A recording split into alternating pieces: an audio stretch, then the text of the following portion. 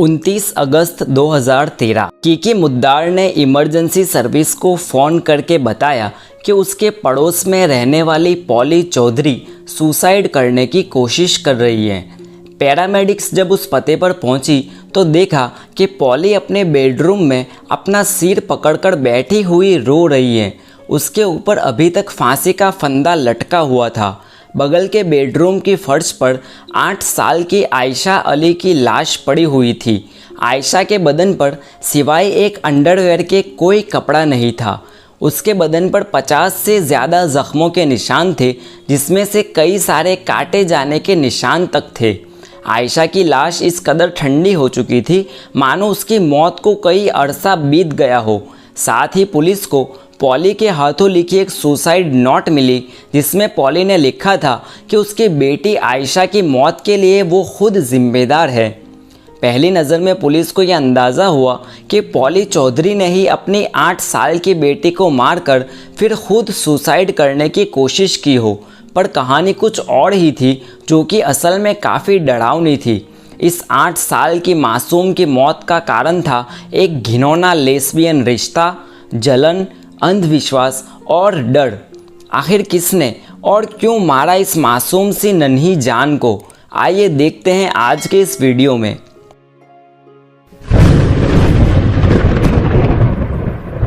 इस पूरी कहानी की सबसे बड़ी विलन थी 43 साल की कीकी मुद्दार, जिसने अपना शैतानी दिमाग इस्तेमाल करके एक हंसते खेलते परिवार को पहले एक दूसरे से अलग किया और फिर 8 साल की मासूम आयशा की जान ली। आयशा की मौत कोई एक दिन में की गई हत्या नहीं थी, बल्कि एक लंबे अरसे से चलता आ रहा टॉर्चर और उसी की वजह से हुई मौत की कहानी थी। आयशा की मां पॉली का जन्म 1979 में लंदन में ही एक बांग्लादेशी परिवार में हुआ था। पॉली का बचपन कुछ खास अच्छा नहीं रहा था। अपनी टीन एज में ही पॉली बिना शादी के प्रेग्नेंट हो गई थी, जो जाहिर सी बात है कि उसके माँ बाप को पसंद नहीं आया। प्रेगनेंसी टर्मिनेट करके पॉली की अरेंज मैरिज करवा दी गई, पर पॉली की मैरिज लाइफ भी कुछ खास अच्छी नहीं रही। उसका पति भी उसे मारता रहता था। पॉली ने अपने पति को छोड़कर एक लॉ फर्म में सेक्रेटरी की जॉब करना शुरू कर दिया, जहां उसकी मुलाकात अफसर अली से हुई। अफसर अली एक अच्छा और वेल सेटल्ड इंसान था। दोनों ने शादी कर ली और शादी के बाद दोनों के 3 बच्चे हुए, जिसमें सबसे छोटी थी आयशा, जिसका जन्म सन 2004 में हुआ। पॉली और अफसर का परिवार अब एक आम नॉर्मल परिवार बन चुका था। पॉली एक अच्छी माँ भी थी और एक अच्छी बीवी भी। साल 2007 पॉली और अफसर जिस घर में रहते थे, उसके बगल में कीकी मुद्दार रहने आई थी। कीकी एक स्ट्रॉन्ग पर्सनालिटी वाली औरत थी। वो अकेली रहती थी। उसके परिवार के बारे में किसी के पास कोई जानकारी नहीं थी। कीकी ने धीरे धीरे पॉली और उसके परिवार से दोस्ती और हमदर्दी बढ़ाना शुरू कर दिया, पर पॉली का अपना खुद का परिवार था। उसे अपने पति और बच्चों की जिम्मेदारी भी निभानी थी, पर अकेली रहने वाली कीकी पॉली को मन ही मन अपना मान चुकी थी। उसे पॉली से नज़दीकी चाहिए थी, पर उसके लिए पॉली का परिवार उसके और पॉली के रिश्ते के बीच की दीवार थी। जब कीकी को लगा कि पॉली उससे ज़्यादा अपने परिवार पर फोकस्ड है, तो उसने अपना शैतानी दिमाग का इस्तेमाल किया।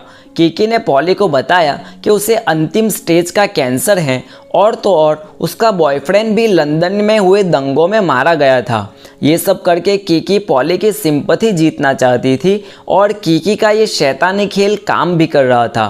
पॉली धीरे धीरे अपने खुद के परिवार से दूर होती गई और कीकी के करीब आती गई।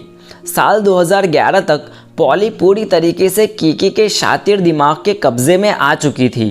कीकी अब रात दिन पॉली के घर में, यहाँ तक कि पॉली के बेडरूम में पड़ी रहती थी। पॉली के पति अफसर को कीकी की इस हद तक दखल अंदाजी अब चुभने लगी थी। उसने अब अपना घर बदलने का फैसला कर लिया, जो कि पॉली को और कीकी को ज़रा भी मंजूर नहीं था। जब कीकी को इसके बारे में पता चला, तो वो अपने कैंसर का बहाना बनाकर पॉली के घर कुछ दिनों तक रहने के लिए आ गई। कुछ ज़्यादा ही दिन हो गए पर कीकी जाने का नाम नहीं ले रही थी। ऐसे में एक दिन जब अफसर अपने काम से लौटकर घर आया तो उसने देखा कि पॉली और कीकी उसी के बेडरूम में उसी के बेड पर सोए हुए थे। जब अफसर अपने बेडरूम में गया तो पॉली ने उसे बताया कि अब कीकी पॉली के साथ ही उसी के बिस्तर पर सोएगी, क्योंकि कीकी की तबीयत अब अच्छी नहीं थी। पॉली ने अफसर को ड्राइंग रूम में सोने के लिए भेज दिया, पर इसके बाद पॉली और अफसर का रिश्ता कुछ खास बचा नहीं। पॉली और अफसर ने अब एक दूसरे से जुदा होने का फैसला कर लिया। साल 2013 में पॉली अपने दोनों छोटे बच्चों को लेकर अलग रहने के लिए चली गई। कुछ ही समय में कीकी भी उनके साथ रहने को आ गई। पॉली को अपने पति से जुदा करके कीकी एक जंग तो जीत चुकी थी, पर उस तानाशाही औरत के लिए सिर्फ इतना काफ़ी नहीं था। उसे पॉली के तन, मन और बदन पर पूरा अधिकार हासिल करना था। आयशा के मर्डर की जांच करते हुए पुलिस ने सबसे पहले पॉली चौधरी को गिरफ्तार तो कर लिया, पर पॉली की सुसाइड नोट और आयशा की ऑटोप्सी रिपोर्ट एक दूसरे से मैच नहीं हो रहे थे। पॉली ने अपने सुसाइड नोट में लिखा था कि बाथ टब में गिरने की वजह से आयशा बेहोश हो गई और उसे सांस लेने में दिक्कत होने लगी, जिसके बाद आयशा की परेशानी उससे देखी नहीं गई और पॉली ने खुद अपने हाथों से अपनी बेटी का गला दबाकर उसे मार दिया। पर ऑटोप्सी रिपोर्ट में कुछ अलग ही दास्तान थी। ऑटोप्सी रिपोर्ट के मुताबिक आयशा की मौत दम घुटने से नहीं बल्कि सर पर चोट लगने की वजह से हुई थी। आयशा के सर को किसी दीवार या फर्श पर जोर से कूटा गया था और तो और आयशा के बदन पर 50 से ज़्यादा घाव थे, जिसमें से कुछ काटने के घाव और कुछ जलने के घाव तक थे।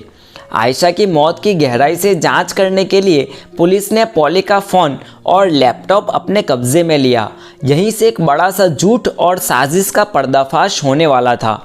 पॉली अपने फेसबुक अकाउंट पर लंबे अरसे से किसी जिम्मी चौधरी नाम के शख्स से बातें कर रही थी। पॉली और जिम्मी की चैट से पुलिस को पता चला कि पॉली और जिम्मी एक दूसरे से प्यार करते थे।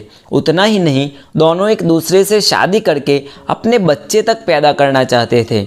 हालांकि दोनों अभी तक एक बार भी एक दूसरे से मिले नहीं थे, पर इन दोनों के बीच हो रही बातचीत काफ़ी अजीब सी थी।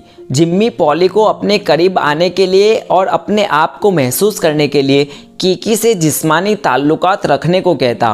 पुलिस को अब तलाश थी जिम्मी चौधरी की और जिम्मी को ढूंढने के लिए पुलिस ने उसका आईपी एड्रेस ट्रेस किया। जिम्मी के आईपी एड्रेस को ट्रेस करते हुए पुलिस सीधे पहुंची कीकी मुद्दार के लैपटॉप तक। दरअसल जिम्मी चौधरी नाम से किसी इंसान का कोई वजूद ही नहीं था। कीकी मुद्दार ने खुद जिम्मी चौधरी के नाम से एक फेक अकाउंट बनाया और उसी के ज़रिए पॉली को अपने बस में करने लगी थी। इन सब के पीछे कीकी का एक ही मकसद था, पॉली को अपने बस में करके उसके साथ लेस्बियन रिलेशनशिप स्थापित करना। पॉली के ख्याल से वो जिम्मी से प्यार करती थी और कीकी ने किसी तरह उसके दिमाग में ये बात बिठा दी कि जिम्मी किसी तरह से कीकी के शरीर में ही बसता है। और ऐसे ही जब पॉली कीकी के साथ शारीरिक संबंध बनाती तो उसके दिमाग में यही चलता कि असल में वो जिम्मी के साथ सेक्स कर रही है। पुलिस जैसे ही पॉली के फ़ोन और लैपटॉप में और गहराई से उतरी, तब जाके पता चला कि सिर्फ जिम्मी ही नहीं बल्कि कीकी ने एक और काल्पनिक पात्र बना रखा था जिसे नाम दिया गया था स्काईमैन। पॉली धर्म और अंधश्रद्धा में काफ़ी विश्वास रखती थी और इसी का फ़ायदा उठा के कीकी ने स्काईमैन के ज़रिए फेसबुक पर ही पॉली को आदेश देने शुरू किए और उसी स्काईमैन के ज़रिए कीकी ने पॉली के दिमाग में ये बात बिठा दी कि पॉली की 8 साल की बेटी आयशा पर जीन और बुरी आत्मा का साया है। उस स्काईमैन के ज़रिए कीकी छोटी सी आयशा को टॉर्चर करने का हुक्म देती रहती और तो और अपने हुक्म ना मानने पर सज़ा भी भुगतनी होगी। या तो भोली या बेवकूफ़ पॉली चौधरी स्काईमैन के बताए हुए तरीक़ों पर बिना सोचे समझे चलती रहती। स्काईमैन के ज़रिए पॉली के दिमाग में आयशा के ख़िलाफ़ जहर भर के बाकी का काम कीकी ने खुद किया। वो अब छोटी छोटी बातों के लिए आयशा को टॉर्चर करने लगी। छोटी सी गलती करने पर आयशा को चप्पल से पीटा जाता, उसे बर्फ़ जैसे ठंडे पानी से नहलाया जाता। आयशा के कंधे पर काटे जाने के निशान तक थे और तो और बदन के कई हिस्सों में कारपेट से जलाए जाने के निशान थे। उसे लकड़ी की चम्मच से पीटा जाता। पुलिस को कुछ नोट्स तक मिली जिसमें आयशा को क्या करना चाहिए और क्या नहीं करना चाहिए उन सब के बारे में लिखा हुआ था। इतना ही नहीं, पुलिस को आयशा की सीक्रेट डायरी तक मिली जिसमें 8 साल की आयशा अपने मन की बातें लिखती रहती थी। एक जगह पर छोटी सी आयशा ने लिखा था, चाहे कुछ भी हो जाए मैं अपने आप में बदलाव लाऊंगी। मुझे अपने आसपास के लोगों की भावनाएं आहत करना अच्छा नहीं लगता। मुझे सज़ा भुगतना अच्छा नहीं लगता, इसलिए मैं ज़रूर अपने आप को बदलूंगी। जुलाई 2013 जब आयशा के स्कूल का समर वैकेशन होने की वजह से आयशा पूरा दिन घर में ही रहने लगी थी और कीकी को आयशा की हाज़िरी से ही नफ़रत थी। कीकी को आयशा से इतनी नफ़रत थी कि पुलिस को कीकी के फ़ोन से मिले एक रिकॉर्डिंग में कीकी अपने किसी दोस्त से कहती हैं कि वो उस कमीनी आयशा को नफ़रत करती हैं और एक दिन उसे मार डालेगी। समर वैकेशन में कीकी के अत्याचार छोटी सी आयशा पर काफ़ी बढ़ गए। कीकी अब हैलोवीन का डरावना मास्क पहनकर सोई हुई आयशा को नींद से जगाती और डराती। कीकी अब ये मानने लगी थी कि जब तक आयशा घर में है तब तक वो और पोली एक नहीं हो सकते। पुलिस की इन्वेस्टिगेशन टीम ने अपनी जांच के हिसाब से जो क्राइम सीन बनाया उसके हिसाब से आयशा की मौत 28 या 29 अगस्त के दिन तब हुई थी जब दोनों औरतें साथ में उसी घर में हाजिर थी। हालांकि कीकी आयशा की मौत के वक्त घर में हाजिर होने को मना कर रही थी, पर सीसीटीवी फुटेज और मैसेज टाइमिंग के हिसाब से पुलिस ने यह अंदाज़ा लगाया कि दोनों औरतें उस वक्त एक साथ ही थे। हालांकि ये कभी कंफर्म नहीं हो पाया कि आयशा को वो आखिरी घाव किसने दिया जिसकी वजह से उसकी मौत हो गई, पर आयशा की मौत के लिए दोनों औरतें बराबर की जिम्मेदार थी। पोली को तो पुलिस ने पहले दिन ही गिरफ्तार कर लिया था। कीकी को आयशा की मौत के करीब 1 महीने बाद 1 अक्टूबर 2013 को पुलिस ने गिरफ्तार किया। कोर्ट में दोनों महिलाओं ने अपना जुर्म मानने से इनकार कर दिया। यहाँ तक कि पहली 2 ट्रायल तक कीकी ने जिम्मी और स्काईमैन वाली बात को स्वीकार करने से भी मना कर दिया, पर पुलिस के पास आयशा के मौत के वक्त दोनों हाजिर होने के ठोस सबूत थे। कोर्ट ने दोनों महिलाओं को दोषी मानते हुए कीकी को 18 साल जेल की सज़ा सुनाई, जबकि पोली को 13 साल। अपनी सुनवाई के 3 महीने बाद दोनों महिलाओं ने कोर्ट में अपनी सज़ा कम करने की अपील की, जिसके बाद कीकी की सज़ा को कम करके 15 साल किया गया, जबकि पोली की सज़ा को कम करके 10 साल किया गया। पता नहीं हर देश का कानून गुनहगारों के प्रति इतना सॉफ्ट क्यों होता है, क्यों इतने जालिम गुनहगारों की सज़ा कम कर दी जाती है। दोस्तों, आपकी राय में आयशा के कातिलों को क्या सज़ा मिलनी चाहिए? अपनी राय मुझे कमेंट बॉक्स में ज़रूर बताएं। वीडियो को यहाँ तक देखा हो तो लाइक करें, शेयर करें और हमारी चैनल को सब्सक्राइब करें।